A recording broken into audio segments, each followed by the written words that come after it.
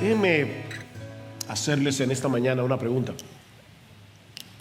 ¿De quién depende que nosotros avancemos en nuestra vida cristiana? ¿De Cristo o de nosotros? ¿Tenemos alguna responsabilidad en nuestro crecimiento espiritual? ¿O lo único que tenemos que hacer es descansar en Cristo y dejar nuestra vida en sus manos? Pablo responde a esta pregunta de manera indirecta o incidental en el conocidísimo texto que vamos a estar considerando en la mañana de hoy. Les pido por favor que abran sus Biblias en Gálatas capítulo 2. Gálatas capítulo 2, y vamos a leer una vez más el versículo 20. Dice Pablo: con Cristo he sido crucificado, y ya no soy yo el que vive, sino que Cristo vive en mí. Y la vida que ahora vivo en la carne, la vivo por fe en el Hijo de Dios, el cual me amó y se entregó a sí mismo por mí.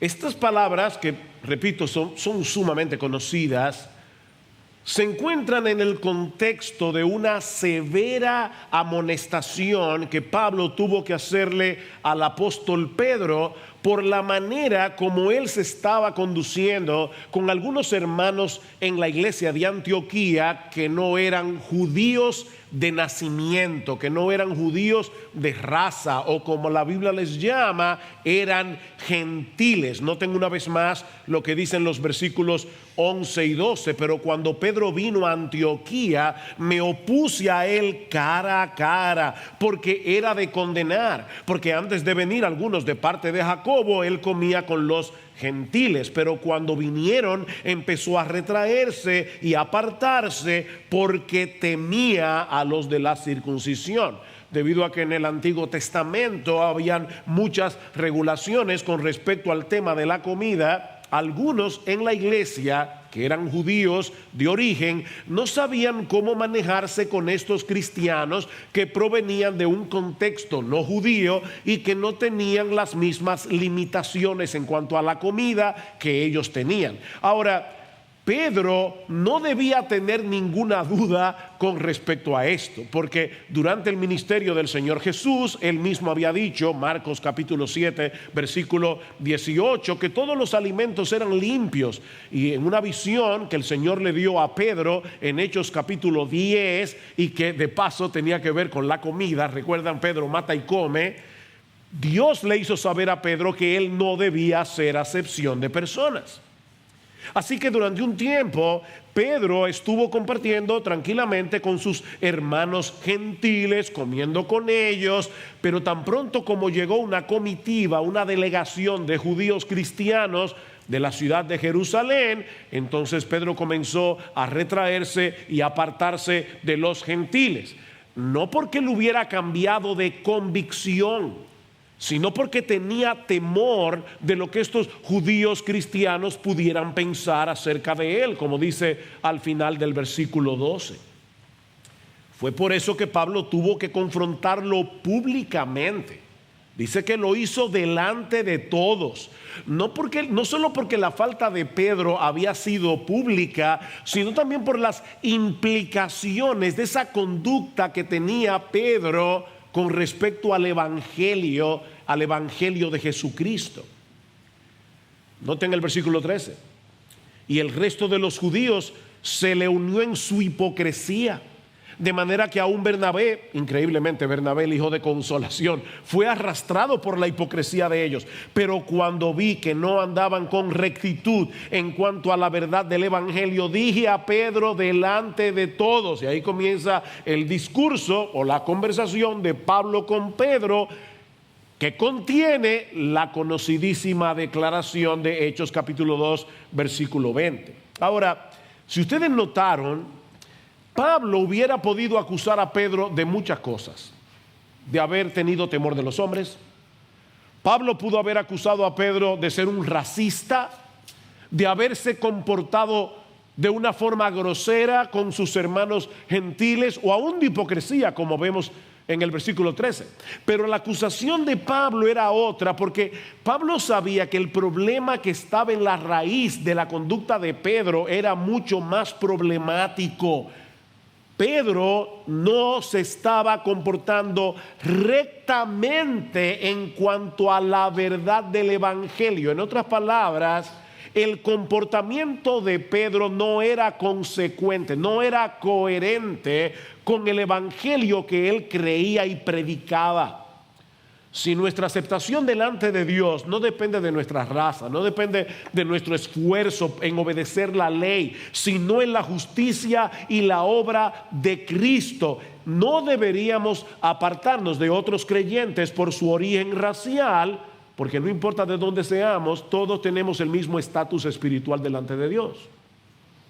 Más aún, Pablo quiere hacerle ver a Pedro y a todos nosotros que solo podemos vivir para Dios en santidad y obediencia cuando dejamos de tratar de obedecer la ley en nuestras propias fuerzas y descansamos por fe en la obra de Jesucristo. Noten el versículo 19, pues mediante la ley yo morí a la ley a fin de vivir para Dios. No es que yo morí a la ley para vivir como me dé la gana.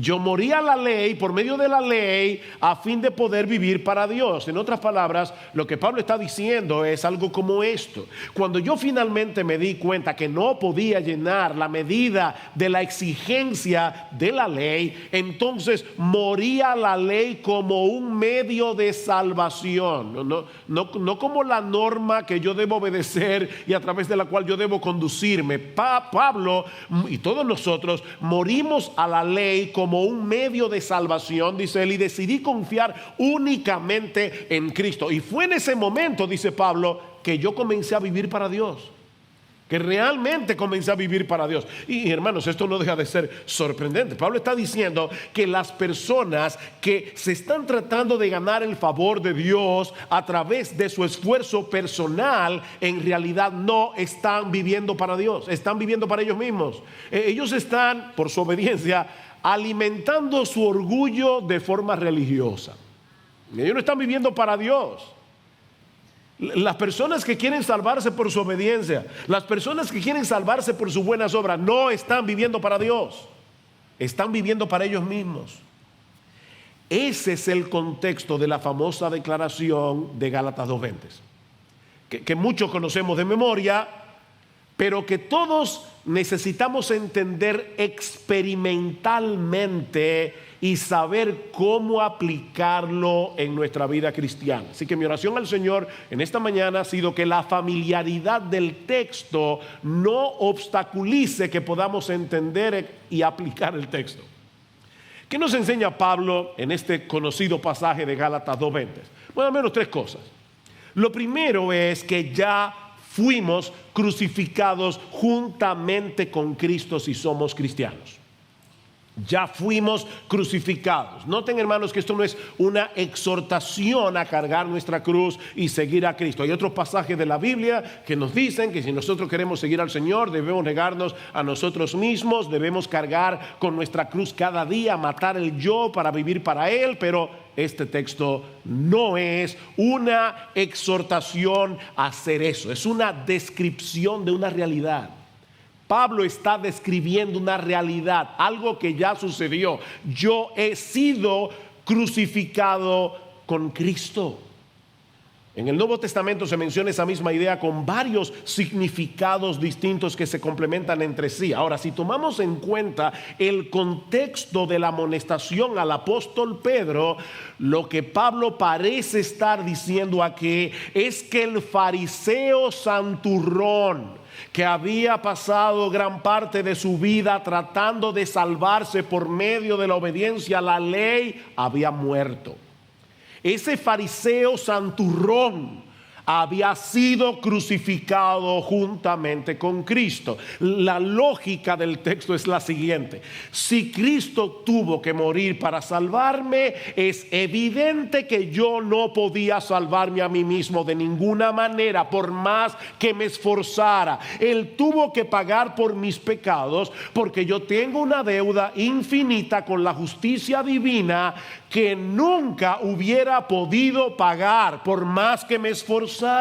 De manera que la muerte de Cristo en la cruz implica necesariamente la muerte de ese fantástico individuo que yo creía que era antes de ser cristiano. Ese individuo murió. Ese orgulloso, soberbio, arrogante, que pensaba ser una maravilla de persona, murió crucificado con Cristo. Alguien decía: la crucifixión de Jesús, escucha esto porque te va a chocar y yo espero que te choque. La crucifixión de Jesús es la más clara declaración de mi naturaleza infernal. ¿Tú oíste eso? El testimonio de Pablo en el capítulo 3 de Filipenses nos ayuda a entender mejor lo que Pablo está diciendo aquí.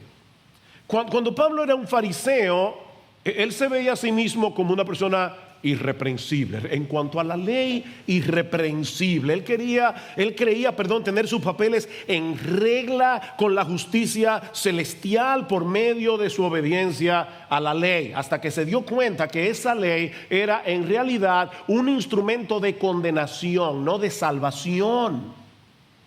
Fue de esa manera que Dios lo llevó a confiar en la justicia de otro, la justicia de nuestro Señor Jesucristo, que nos es imputada, puesta en nuestra cuenta por medio de la fe. Y a partir de ese momento, dice Pablo, las cosas que eran para él una ganancia, comenzó a considerarla como una pérdida. Es una pérdida delante de Dios. Y ciertamente aún estimo todas las cosas como pérdida por la excelencia del conocimiento de Cristo Jesús, mi Señor, por amor del cual lo he perdido todo y lo tengo por basura para ganar a Cristo y ser hallado en él, no teniendo mi propia justicia que es por la ley, sino la que es por la fe de Cristo, la justicia que es de Dios por la fe. Tú y yo tenemos por la fe la justicia que es de Dios. Pablo se dio cuenta de su pecaminosa insensatez de estar confiando en su propia justicia, y ahora se gozaba en poder aceptar como un regalo la justicia de Cristo por medio de la fe. Por eso alguien decía que un cristiano es alguien que ha muerto con Cristo, cuya obstinación ha sido quebrantada, cuyo descaro ha sido destrozado, cuyo corazón de piedra ha sido aplastado, cuyo orgullo ha sido destruido y cuya vida ahora está dominada por Jesucristo. Eso es un cristiano. No se trata simplemente de alguien que entiende intelectualmente: soy pecador, Cristo murió, yo debo confesar mis pecados y ir a Cristo. No, es mucho más, es más profundo que eso. Es alguien que ha sido aplastado para poder confiar únicamente en Jesús. Lo que nos lleva de la mano a la segunda enseñanza de nuestro texto, y es el hecho de que ahora tú y yo, si somos cristianos, tenemos una nueva vida que no es otra cosa que la vida de Cristo en nosotros. Tenemos una nueva vida que es la vida de Cristo. Versículo 20 otra vez: con Cristo he sido crucificado, y ya no soy yo el que vive, sino que Cristo vive en mí. Pregunta: ¿por qué este texto ha sido místicamente interpretado a través de toda la historia de la iglesia? Cristo vive en mí, yo no tengo nada que hacer, solo dejarme llevar. Está diciendo Pablo aquí que su personalidad quedó completamente anulada porque ahora Cristo vive en él. Por supuesto que no. De hecho, noten todas las veces que Pablo hace alusión a sí mismo en el texto. Y de hecho, si lo leyéramos desde el versículo 18, no lo voy a hacer por el tiempo, pero veríamos que Pablo hace un montón de alusiones personales. Pero no solamente el versículo 20. Con Cristo he sido. ¿Cuál es el pronombre tácito o sobreentendido? Yo. Con Cristo yo he sido crucificado. Y ya no soy yo el que vive, sino que Cristo vive en mí. Y la vida que ahora vivo yo en la carne, la vivo yo por fe en el Hijo de Dios, el cual me amó y se entregó a sí mismo por mí. Hay 7 alusiones a Pablo solamente en ese versículo. Así que Pablo no está diciendo que su vida desapareció ahora que era cristiano. Entonces, ¿qué significa esto? Varias cosas. Por un lado, lo que él está diciendo es que ahora vive una nueva vida que depende completamente de la justicia de Cristo y no de la suya propia. Eso es lo que él está diciendo. En lo que a Dios se refiere, dice Pablo, mi yo pecador, ese arrogante, soberbio, fariseo, santurrón, ya no existe. Ahora, puede ser que tú no seas o no hayas sido un santurrón. Puede ser que tú te mires atrás y digas, bueno, yo no era como Pablo, yo más bien vivía abiertamente en inmoralidad. Bueno, si tú eres cristiano, este texto también se aplica a ti. La deuda que teníamos con la justicia divina fue cancelada. ¿Sabes por qué? Porque el que hizo todas esas cosas ya no existe. Murió, fue crucificado. Mi hermano amado, piensa en la cosa más vergonzosa, la más vergonzosa que tú hayas hecho en tu vida. Si tú eres cristiano, esa deuda ya fue pagada en el Calvario. El individuo que hizo eso no existe más. Pero no solo eso. Lo glorioso de la salvación no consiste únicamente en el hecho de que ya no tenemos deudas pendientes en el tribunal de Dios. No, es más que eso. Yo puedo tener una deuda con el banco y si un amigo me la paga, ya no tengo deuda, pero ¿saben qué? Mi cuenta sigue en 0. Pero eso no fue lo que hizo Jesús. Lo que hizo Jesús fue cancelar nuestra deuda y al mismo tiempo poner en nuestra cuenta su justicia perfecta, de tal manera que ahora Dios nos ama. Y otra vez escucha esto con suma atención: Dios nos ama como si tú y yo hubiéramos vivido la misma vida que vivió Jesús. Cristo vive en mí. Juan Bunyan, el famoso predicador bautista del siglo XVII, autor del Progreso del Peregrino, dice lo siguiente: es como si cada creyente poseyera un espejo mágico. En una de las caras del espejo es simplemente un espejo regular. Si nos miramos a nosotros mismos en esa cara, nos vemos tal cual somos, con manchas, verrugas y todo arrugados.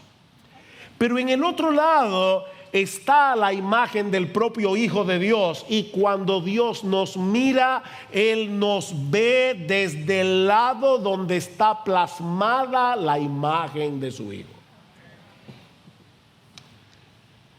Miren, hermanos, sí, yo sé que somos gente ordenada, civilizada, pero de verdad, miren, eso es como para saltar de la silla.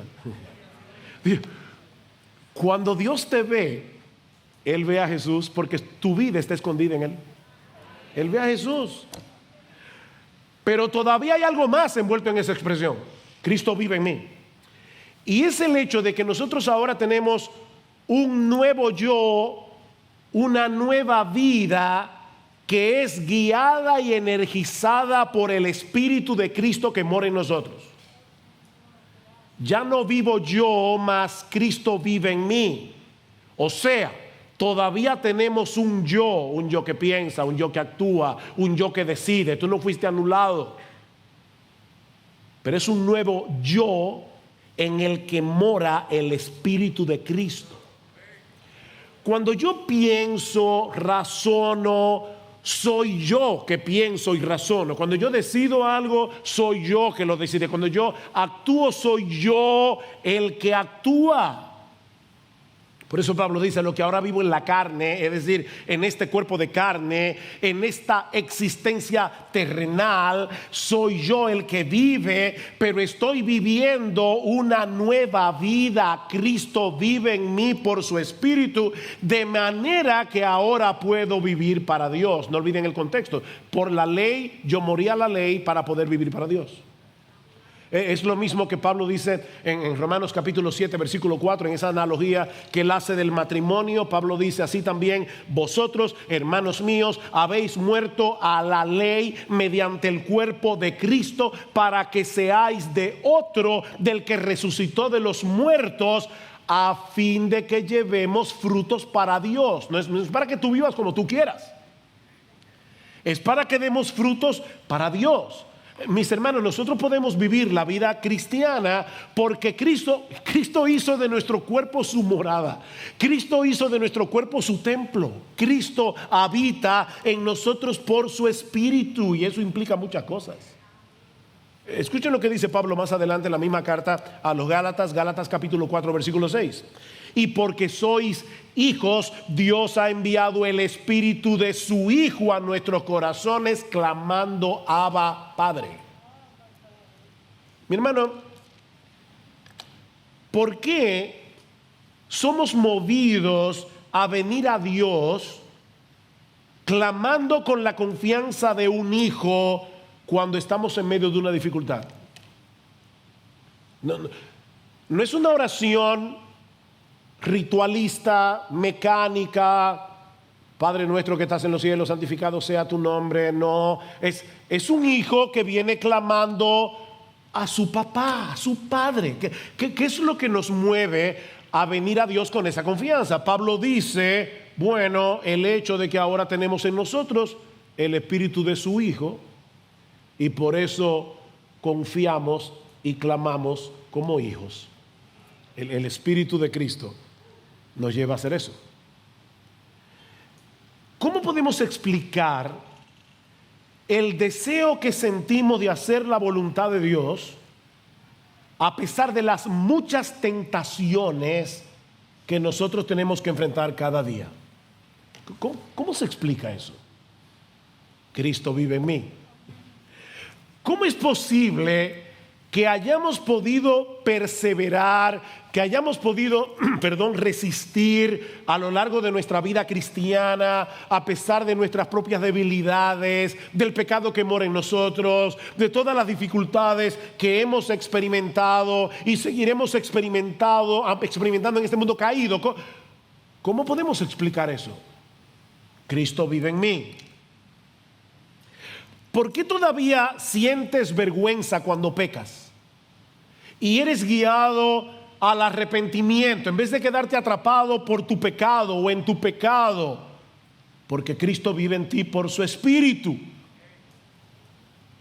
Eso no fue lo que Él le prometió a sus discípulos.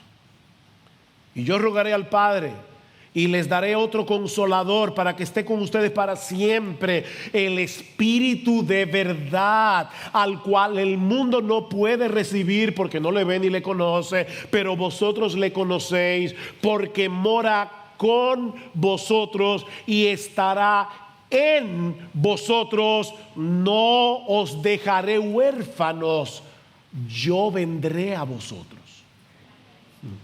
Qué precioso. Recuerdan Juan 14: no se turbe vuestro corazón, creéis en Dios, creed también en mí. En la casa de mi Padre muchas moradas hay, etcétera. Cristo está diciendo: en lo que ustedes llegan al cielo, yo voy a traer el cielo a vuestro corazón. Mi Padre y yo vendremos y haremos morada en ustedes. Ustedes son nuestro templo por el Espíritu. No somos huérfanos de Dios.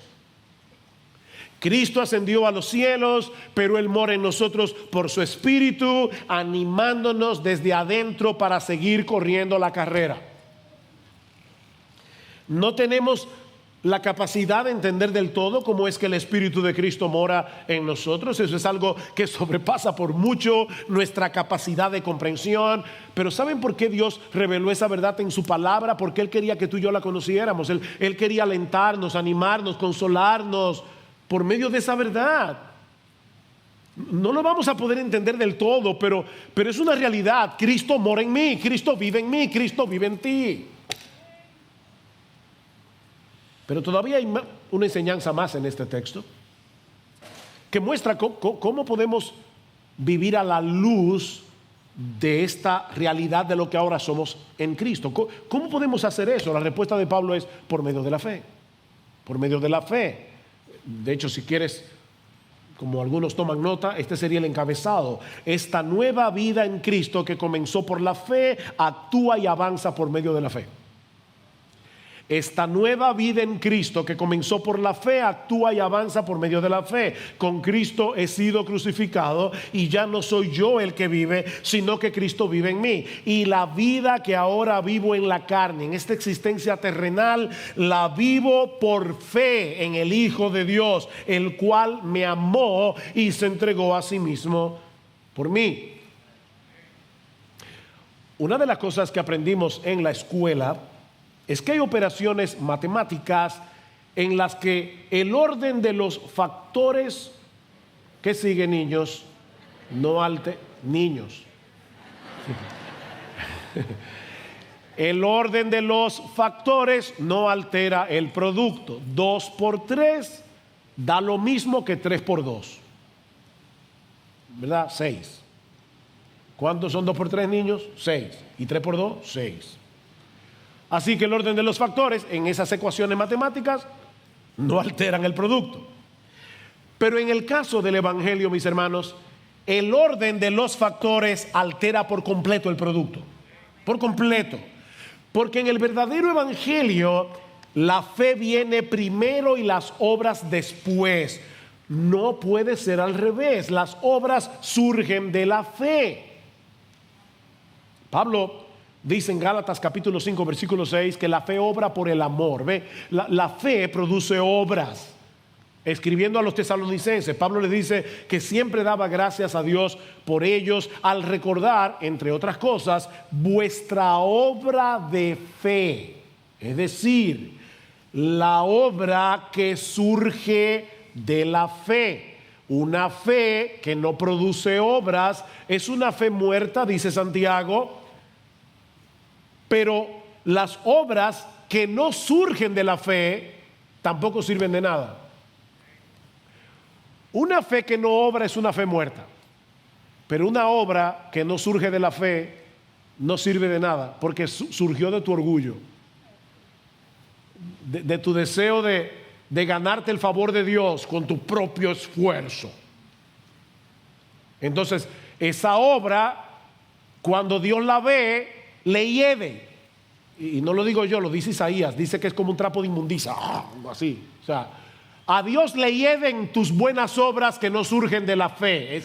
Es como un hedor, es basura, es estiércol delante de Dios. Tiene que haber fe y tiene que haber obras, pero tiene que ser en ese orden.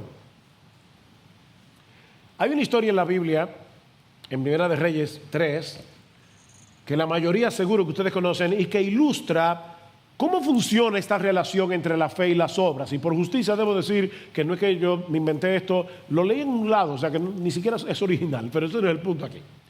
La fe y las obras. 2 prostitutas vienen delante del rey Salomón para traerle un caso sumamente difícil. Resulta que las 2 tenían un hijo, pero a medianoche una de las 2 despierta y se da cuenta que su hijo está muerto. Así que sigilosamente pone el niño muerto al lado de la otra mamá y toma el niño vivo y se lo lleva a su cama. Obviamente cuando la mamá despierta y ve al niño muerto, se da cuenta que ese no es su hijo. Así que el caso llega a la corte de Salomón. Una dice el niño vivo es mío, la otra dice el niño vivo es mío. Es la palabra de una contra la otra. Y Salomón dice, bueno, vamos a resolver esto, traigan una espada. y le dice al siervo: corta al niño en dos y dale un pedazo a cada una. La que no es la madre del niño le parece una buena idea. Óyeme, es una idea salomónica. Pero la verdadera madre reacciona, dice el texto, profundamente conmovida por su hijo. Y le dice a Salomón: oh, mi señor, no, dale a ella el niño vivo y de ninguna manera lo mates. Y entonces Salomón, que era lo que quería provocar, dice: no maten al niño, déselo a ella, ella es la madre. Pregunta: ¿fue su reacción lo que la convirtió en la madre del niño? ¿O ella reaccionó así porque era la madre? Obviamente no fue su reacción lo que la hizo mamá. Ella reaccionó así porque era la mamá. Bueno, mis hermanos, lo mismo ocurre en el creyente. No somos hijos de Dios por obedecer o por hacer buenas obras, sino por creer en Jesús. Pero esa relación filial que ahora tenemos con Dios únicamente por gracia, únicamente por Cristo, únicamente por medio de la fe, ahora nos mueve a vivir en obediencia y haciendo buenas obras. ¿Ven? Las buenas obras y la obediencia no producen el hecho de que seamos hijos de Dios. No. Pero porque somos hijos de Dios, por medio de la fe, ahora andamos en obediencia, haciendo buenas obras. La fe produce un estilo de vida que confirma esa relación que tenemos con Dios. Creer que Cristo me amó. Me llama la atención lo personal que es este texto. Cristo me amó y se entregó por mí. No es que Cristo murió por todo el mundo indiscriminadamente para ser salvable a todo el mundo y entonces tú un día tomaste una decisión por Cristo y se te aplicó esa. No, olvídate de eso. Cristo murió por ti. Cristo te amó a ti. Y cuando una persona entiende eso, cuando un creyente, Dios le abre los ojos para poder entender esta gloriosa doctrina, eso tiene un impacto que se refleja en todo lo que hacemos, comenzando por el hecho de que no tratamos de obedecer a Dios para ganarnos nuestro favor, sino porque sabemos que hemos sido favorecidos por Él únicamente por causa de Jesús. Descansar por la fe en esa realidad nos mueve gozosa y agradecidamente a vivir para Él y no para nosotros mismos. El amor de Cristo nos constriñe, el amor de Cristo nos empuja, pensando esto, que si uno murió por todos los creyentes, obviamente, y lo sabemos porque sigue diciendo, entonces todos murieron. Evidentemente no todos los impíos que están por ahí murieron con Cristo, solo los creyentes. Así que ese todos está limitado a todos los que creen. Por todos murió para que los que viven ya no sigan viviendo para sí mismos, sino para aquel que murió y resucitó por nosotros. El amor de Cristo manifestado en la cruz es el combustible que pone en movimiento la devoción del cristiano. Es el amor de Cristo.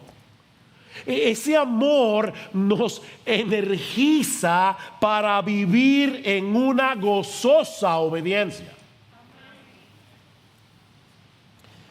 Déjenme tratar de mostrar cómo se ve eso en la práctica. Es por esa fe que nosotros tenemos la certeza de que el pecado ya no puede gobernarnos a su antojo. ¿Tú sabes lo lo importante que es que tú entiendas que ya tú no eres esclavo del pecado cuando estás luchando con el pecado, porque a veces se siente como si todavía no tuviéramos la capacidad de obedecer. Pero yo creo, no en mis sentimientos, no en cómo yo me siento en medio de la lucha, yo creo en lo que Dios dice en su palabra. Y Él dice en su palabra que ya no somos más esclavos del pecado. Es por fe que tú crees eso. El pecado sigue siendo mi enemigo, pero ya no es mi rey. ¿Ustedes creen que cuando Abraham Lincoln firmó el acta de emancipación en enero de 1860 y no me acuerdo cuándo, 3? ¿Ustedes creen que cuando Abraham Lincoln firmó el acta de emancipación de todos los esclavos, todos esos esclavos inmediatamente ya se pensaban como personas libres? No, ellos todavía el amo le decía fulano y temblaban hasta que ellos comenzaron a entender: soy libre. Yo creo que ese documento del presidente es real. Soy libre, no soy esclavo de nadie. Mis amados hermanos, ya no somos esclavos del diablo, ya no somos esclavos del mundo, ya no somos esclavos del pecado. Cree eso, créelo. Es por fe. Es por fe que nosotros ahora sabemos que como Cristo nos perdonó una deuda enorme, infinita, ahora nosotros podemos perdonar a otros. Es por fe. Al albergar amargura, resentimiento, enojo, es no andar con rectitud en cuanto a la verdad del Evangelio. Tú estás haciendo lo mismo que hizo Pedro. ¿Por qué te ofendes? ¿Por qué te ofendes tan fácilmente? Porque tú todavía no estás entendiendo del todo lo malo que tú eres en ti mismo o lo que tú eras. El Evangelio dice de ti que tú mereces el infierno y que la única razón por la que tú puedes estar en pie delante de Dios es por la justicia de Jesús. Entonces, ¿por qué te ofendes tanto cuando te hacen algo a ti, si más bien debería ofenderte que le hagan algo a Jesús? Porque tú no estás andando rectamente en cuanto a la verdad del Evangelio. Recuerda que Cristo tuvo que morir por ti en una cruz porque estabas perdido. Como dice Martin Lloyd-Jones, el que está en el piso no tiene miedo de caerse. Pero tú te has colocado en un pedestal. Eres un cristal de Belén. No estás entendiendo del todo lo que el Evangelio dice de ti.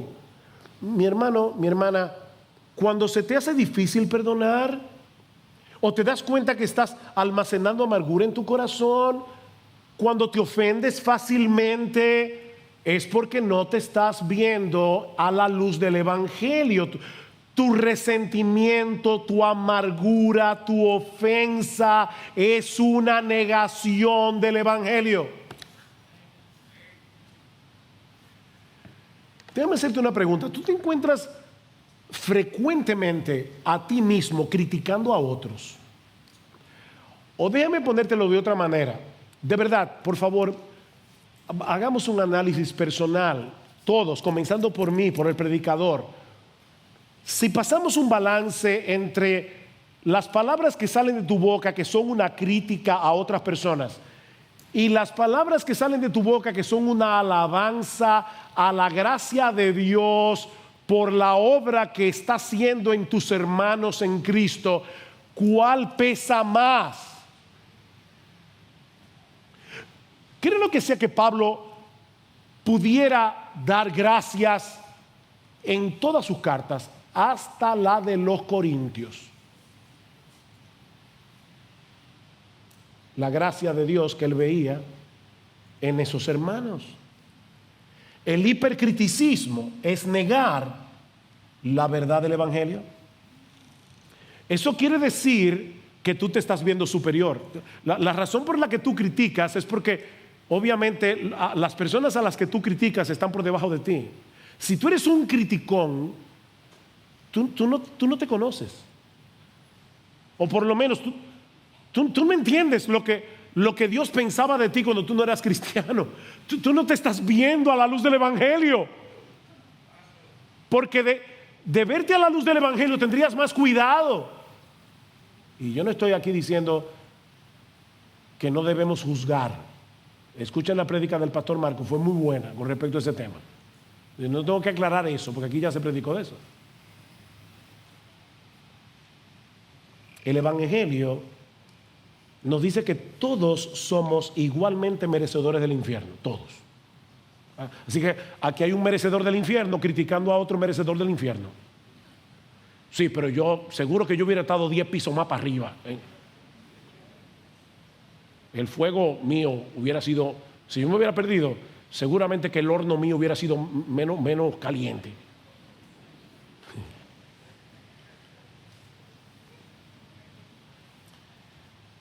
Todos tenemos en nuestra cuenta la justicia perfecta de Jesús. ¿Por qué tú no eres capaz de ver la gracia de Dios actuando en la vida de otro? Por sus defectos. Bueno, no hemos sido glorificados, pero ¿y qué de los tuyos? Es por fe que nosotros podemos dedicarnos a servir a otros, movidos por la gratitud de lo que Cristo hizo por nosotros de pura gracia. El Evangelio debe movernos a ser generosos con todo lo que somos y tenemos. Bueno, no se trata solamente de ser generoso con nuestro dinero, es ser generoso con nuestro tiempo, es ser generoso con nuestros dones, con nuestros talentos, es ser generosos con todo lo que somos y tenemos. ¿Qué dice Pablo? Porque ya conocéis la gracia de nuestro Señor Jesucristo, que por amor a vosotros se hizo pobre, siendo rico, para que vosotros con su pobreza fueseis enriquecidos. Y así pudiéramos de verdad multiplicar los ejemplos para demostrar que todo lo que hace el cristiano y que tiene verdadero valor delante de Dios es porque eso emanó de la fe. Si no, no tiene valor. Mi hermano, ¿por qué tú viniste a la iglesia hoy? ¿O pastor es domingo?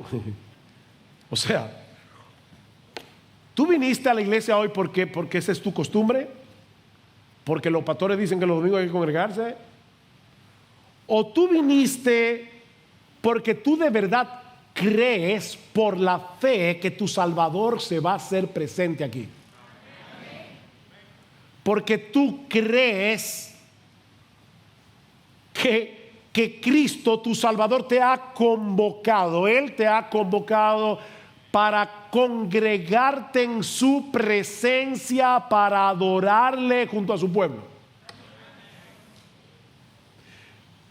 ¿Qué es lo que te mueve a escuchar con atención al predicador domingo tras domingo?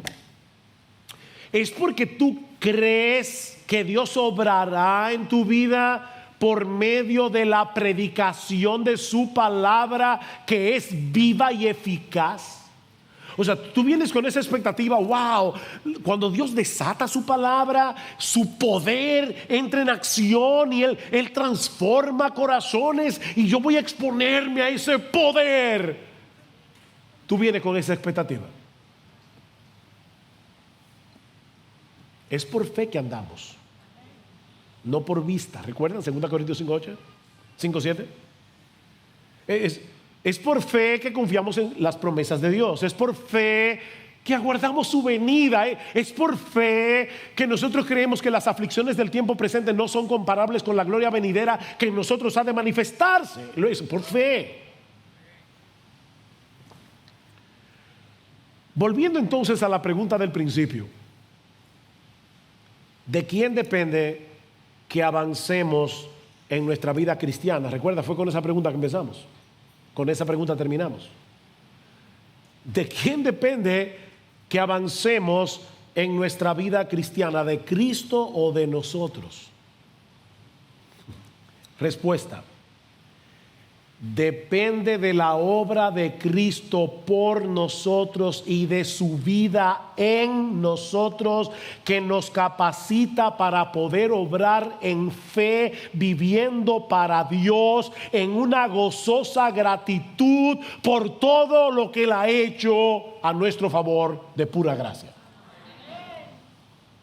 ¿Se entendió? Te lo repito. Depende de la obra de Cristo por nosotros y de su vida en nosotros por su Espíritu, que nos capacita para poder obrar en fe, viviendo para Dios en una gozosa gratitud por todo lo que Él nos ha dado de pura gracia. ¿Ves? Dios no te ha anulado, eres tú el que piensas, el que razona, el que ve las implicaciones de las doctrinas bíblicas, el que toma decisiones, eres tú. Pero si no fuera por la obra de Cristo por ti y la vida de Cristo en ti, tomarías malas decisiones todo el tiempo. Eres tú el que tienes que decidir venir este viernes a la charla de matrimonios. Señor, yo creo que tu palabra va a ser predicada, que mi matrimonio necesita escuchar eso y por lo tanto yo voy a estar aquí este viernes. Claro, si cae una bomba atómica o un misil en tu casa, no, pero o tienes COVID, te enfermo, lo que sea, no venga, no hay problema. Pero Señor, yo necesito eso. La Biblia dice que debemos animarnos unos a otros y definitivamente en estos tiempos hay mucho desaliento. Déjame aprender cómo hacerlo viniendo a la charla del pastor Chansky. Por fe. No para que después los pastores no me miren mal. Que no te vamos a mirar mal. De paso.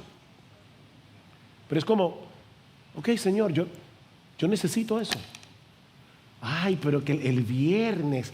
Bueno, el que tiene que tomar la decisión de no acomodarse tanto eres tú. El que tienes que tomar la decisión de pararte de ese estupor, de esa pereza espiritual y hacer lo que tienes que hacer. No, óyeme, no se te va a cortar un brazo porque vengas el viernes en la noche y el sábado.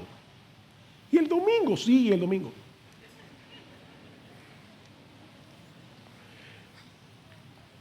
Nuestro nuevo yo está vivo en Cristo. Ese nuevo yo, y me encantó como lo dijo alguien, ya no es un yo que anhela la autosuficiencia o la autoconfianza o la autodirección o la autoexaltación. El nuevo yo aparta la mirada de sí mismo y confía en el Hijo de Dios, cuyo amor y poder fueron probados en el Calvario. Desde el momento en que te despiertas por la mañana hasta el momento en que te duermes por la noche, el nuevo yo de la fe se desespera de sí mismo y huye hacia Cristo en busca de protección y motivación, coraje, dirección y capacidad para caminar en gozo, paz y justicia. Eso es la vida cristiana en la práctica. Oye, es vivir por fe desde que abres tus ojos, porque no se puede vivir de otra manera. Esa nueva vida no anula nuestro yo, pero ese nuevo yo depende del Espíritu de Cristo en todo, para que Él reciba toda la gloria. Y si tú estás aquí en esta mañana tratando de ganarte tu salvación por medio de tu esfuerzo personal, escucha lo que sigue diciendo Pablo en el versículo 21. No hago nula la gracia de Dios, porque si la justicia viene por medio de la ley, entonces Cristo murió en vano. Tú estás haciendo nula la gracia de Dios. ¿Qué sentido tiene la muerte de Cristo en la cruz si hubiéramos podido salvarnos a nosotros mismos? La muerte de Cristo habría sido en vano. La muerte de Cristo habría sido una tragedia. Alguien lo ilustra de esta manera. Imagínate que tu casa se está quemando, pero tanto tú como tu familia pudieron escapar a tiempo. Entonces de repente viene alguien y se acerca y te dice: déjame mostrarte cuánto yo te amo. Y se arroja al fuego y se quema. Eso sería una locura, porque ya tú estabas a salvo. Pero ¿Qué pasaría si todavía estuvieras atrapado en tu casa, sin ninguna posibilidad de poder escapar de aquel infierno? Y desde afuera escuchas una voz que te grita: no te preocupes, que yo te amo lo suficiente como para dar mi vida por ti. Y de inmediato esa persona penetra a través de las llamas, se convierte en un escudo humano, te salva la vida, pero él muere carbonizado. Entonces no tendrías ninguna duda del amor de esa persona por ti. Eso fue lo que hizo Jesús. Él se lanzó a las llamas para que tú pudieras escapar. Si fuera posible para el hombre salvarse a sí mismo, entonces la muerte de Cristo en la cruz no tendría ningún significado. Pero si Él murió para salvarnos porque no había otro medio de salvación, entonces esa muerte lo significa todo. Y no tendríamos un gozo mayor que gastar nuestra vida por aquel que se entregó y murió por mí, aquel que me amó y murió por mí. Mi amigo, la gracia de ese Cristo está disponible para ti hoy. Si vienes humillado, despojándote de tu arrogancia, reconociendo tu impotencia y confiando únicamente en Él, ven a Cristo ahora en arrepentimiento y fe.